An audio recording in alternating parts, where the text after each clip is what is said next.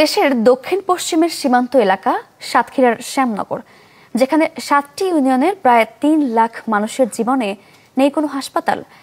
চিকিৎসা সেবার মতো মৌলিক অধিকার থেকে বঞ্চিত এলাকার মানুষ, ফলে প্রতিদিনই লড়ছেন রোগশোক সহ নানা সংকটের সাথে। এমন দৃশ্য দেখলেই বোঝা যায় সাতক্ষীরার শ্যামনগর উপজেলার ঘূর্ণিঝড়, জলাবদ্ধতা আর খোয়া খাওয়া এই জনপদের বাস্তবতা।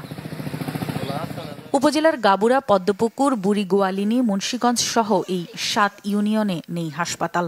ফলে ইউনিয়ন থেকে উপজেলা সদরের হাসপাতালে যেতে পথিমধ্যে জীবন দিতে হয় অনেককে। নতুন বাংলাদেশ গড়তে এলো জুলফিকার স্টিল।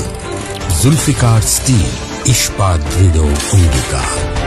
স্থানীয়দের অভিযোগ, নিয়মিত নদীপথ পাড়ি, নৌযানের অভাব, খরচ সব মিলিয়ে সাধারণ মানুষকে নির্ভর করতে হয় অপ্রতুল গ্রাম্য চিকিৎসার উপর। এখানে দেখা যাচ্ছে প্রতিনিয়ত মানুষগুলো যে ধরনের দুর্যোগ মোকাবেলা করে চলছে, আসলে এই মোকাবেলার ভিতর দিয়ে তাদের জীবনটা দুর্বিষহ হয়ে উঠছে। আমার এই 2-1 দিন আগে জ্বর আসছিল, প্রচুর জ্বর আসছিল। আমি ডাক্তারের কাছে নিয়ে যাইনি, আব্বু আমাকে টাকার অভাবে।